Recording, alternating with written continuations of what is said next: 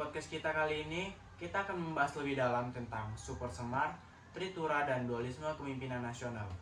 Sebelumnya, perkenalkan, saya Rizky Andriansyah sendiri sebagai host dan narasumber kita yaitu Saya sendiri Jana Amanda sebagai narasumber. kita pasti nggak asing lagi dong dengan Super Semar, Tritura, dan dualisme kepemimpinan nasional. Kita akan membahas lebih dalam ini dan kita akan memulainya. Kita pasti udah nggak asing lagi kan dengan kalimat Super Semar. Apa sih sebenarnya Super Semar itu? Jadi, Super Semar adalah singkatan dari Super Perintah 11 Maret 1966. Surat perintah ini dikeluarkan oleh Presiden RI pertama Insinyur Soekarno kepada Letnan Soeharto. Super Semar berisi perintah terkait situasi keamanan pemerintahan Indonesia kala itu. Lantas, seperti apa isi surat tersebut? Dan bagaimana latar belakang sejarah Super Semar yang dianggap sebagai tonggak lahirnya Orde Baru? Simak serba-serbi selengkapnya berikut ini. Ya, kita akan dengar sejarahnya berikut ini. Jadi, sejarah surat perintah 11 Maret 1966 latar belakangnya dikeluarkannya Surat Perintah 11 Maret 1966 atau yang sekarang kita kenal sebagai Super Semar adalah setelah peristiwa pemberontakan G30 SPKI mengutip dari modul Kemendikbud asal penumpasan G30 SPKI, situasi politik di pemerintahan masih belum stabil sepenuhnya. Dan kepercayaan masyarakat terhadap Presiden Soekarno saat itu semakin menurun.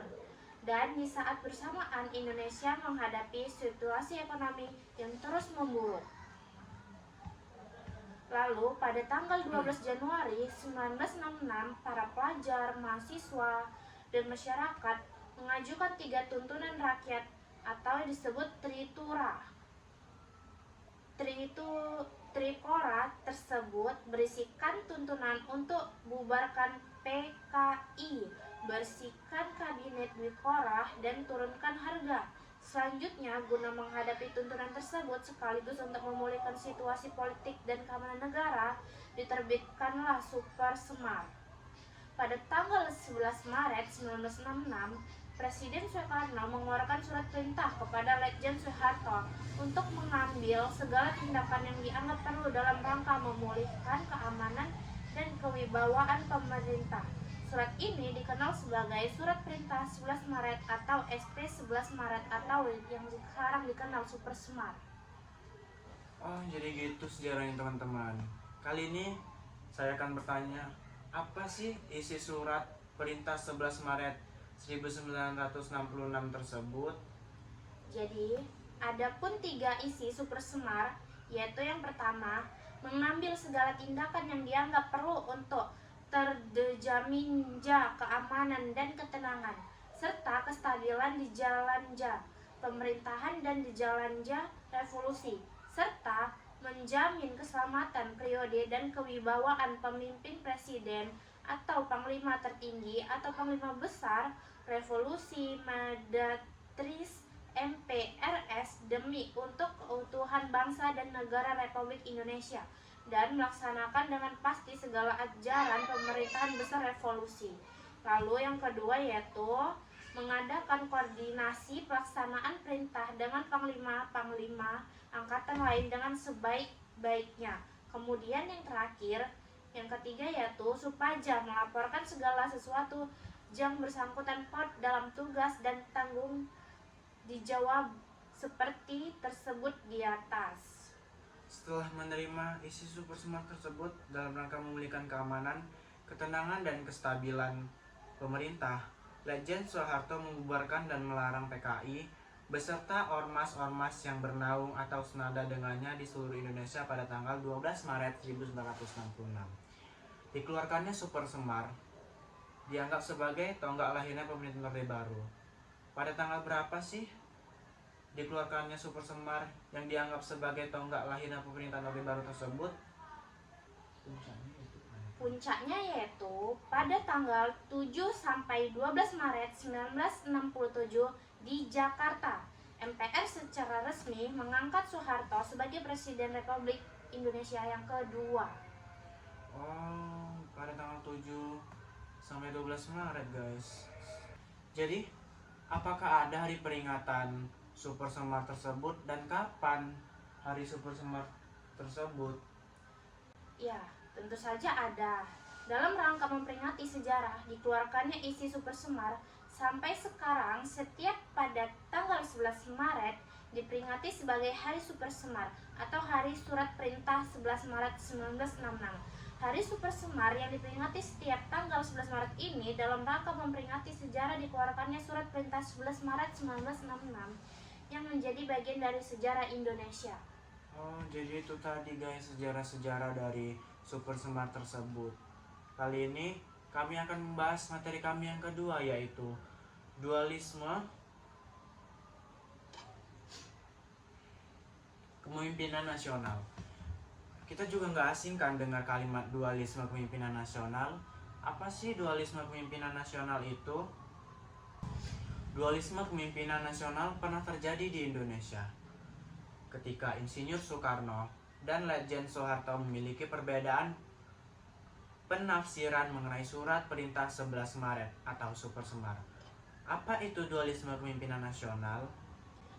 Jadi, secara umum, pengertian dualisme kepemimpinan nasional adalah kondisi di mana ada dua orang pemimpin dengan kewenangan yang sama yang memimpin suatu organisasi, akibatnya akan ada perbedaan antara masing-masing pemimpin. Oh, jadi itu dualisme kepemimpinan nasional. Lalu, bagaimana sih awal mula dualisme kepemimpinan nasional tersebut?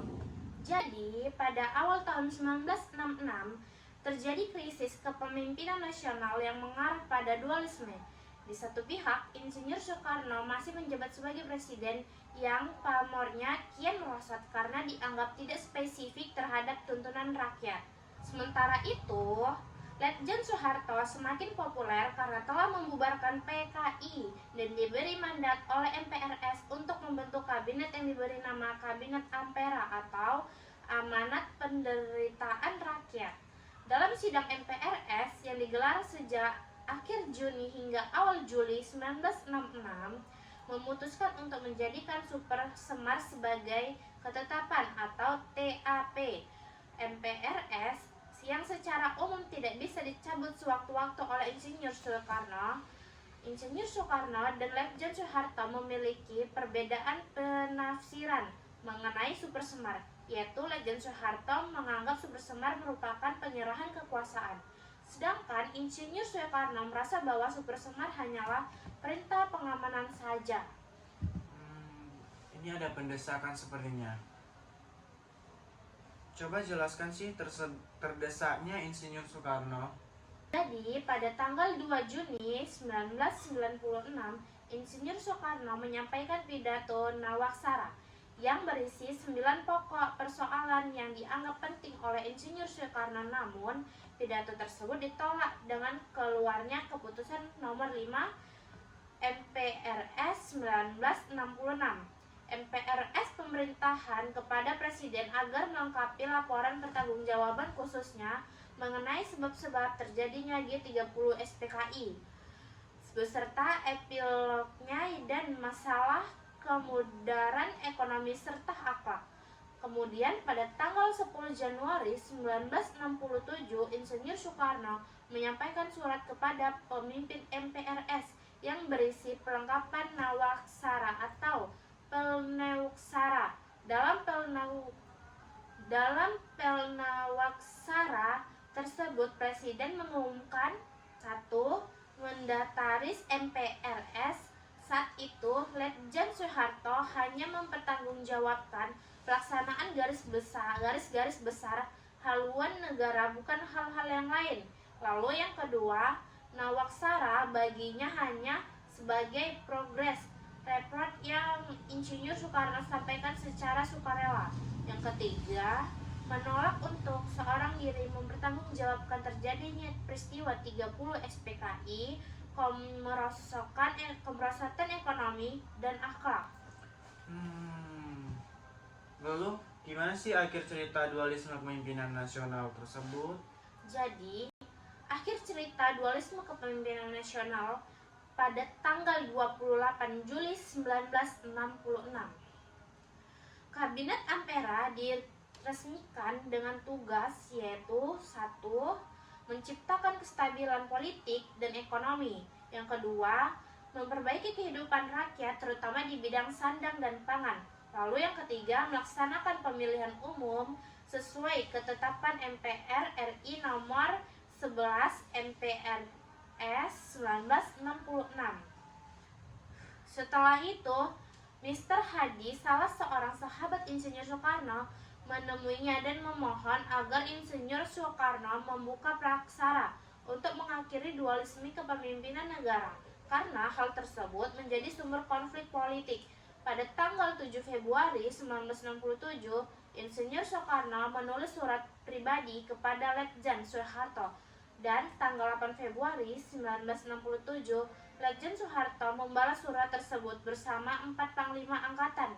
Namun, para panglima berpendapat surat tidak dapat diterima karena bentuk surat tersebut tidak membantu menyelesaikan konflik. Akhirnya, pada tanggal 19 Februari 1967, Insinyur Soekarno memerintahkan Letjen Soeharto beserta panglima untuk berkumpul di Bogor. Keesokan harinya, di tanggal 20 Februari 1967, Insinyur Soekarno mendapatkan daftar berisi pernyataan bahwa Presiden berhalangan atau menyerahkan kekuasaan pada pengemban surat yaitu Letjen Soeharto. Lalu di tanggal 22 Maret 1967, Insinyur Soekarno membacakan pengumuman resmi pengunduran dirinya dan Letjen Soeharto dilantik menjadi penjabat Presiden Republik Indonesia oleh Ketua MPRS pada tanggal 12 Maret 1967. Setahun berikutnya, pada tanggal 27 Maret 1968, Letjen Soeharto dikukuhkan sebagai Presiden Republik Indonesia sehingga terpilih Presiden hasil pemilu. Pengukuhan tersebut menandai berakhirnya dualisme kepemimpinan dan dimulainya pemerintahan Orde Baru. Oh, jadi gitu teman-teman, akhir dari kepemimpinan dualisme. Ya teman-teman, kita sudah mendengar tentang dualisme kepemimpinan nasional yang telah dijelaskan oleh narasumber kita tadi. Lalu selanjutnya kita akan mendengar tentang penjelasan-penjelasan mengenai tritura yang akan kita bahas selanjutnya. Kita pasti udah gak asing lagi dengar kata tritura. Sebenarnya apa sih tritura itu? Ya, kita akan mendengarkannya yang akan dijelaskan oleh narasumber kita.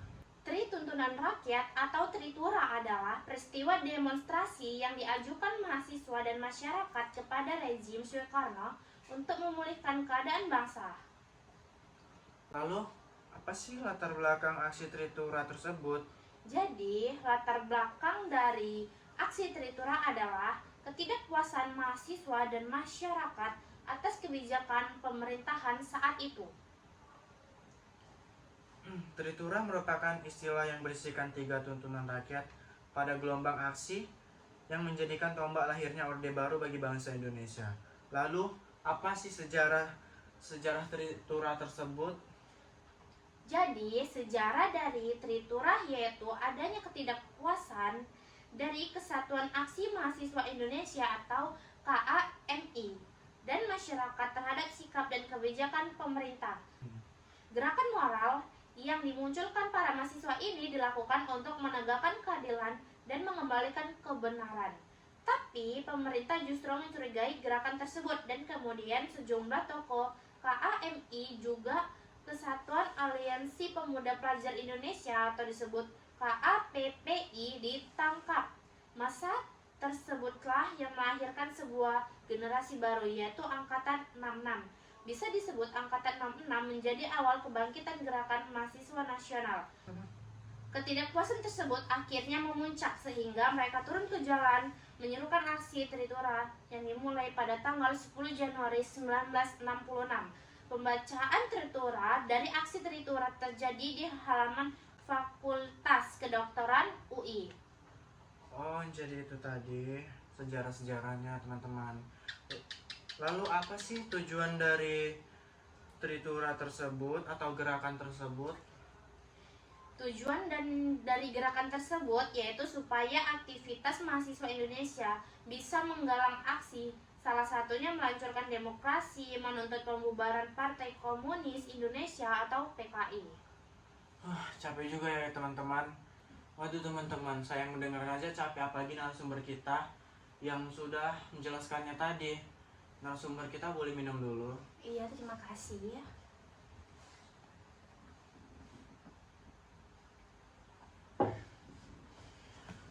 Seger banget teman-teman. Lalu kita akan melanjutkannya. Saya penasaran, apa sih isi Tritura itu? Jadi, Tritura berisikan 3 tuntunan yang dipelopori oleh KAMI dan KAPPI, kesatuan-kesatuan aksi yang tergabung dalam Front Pancasila, yang isinya yaitu pertama, pembubaran PKI. Isi Tritura yang pertama adalah terkait pembubaran PKI beserta ormas-ormasnya. Pasalnya, pada saat itu PKI sebagai partai politik yang ikut menjadi pemenang pemilu 1955, namun PKI malah terlibat menjadi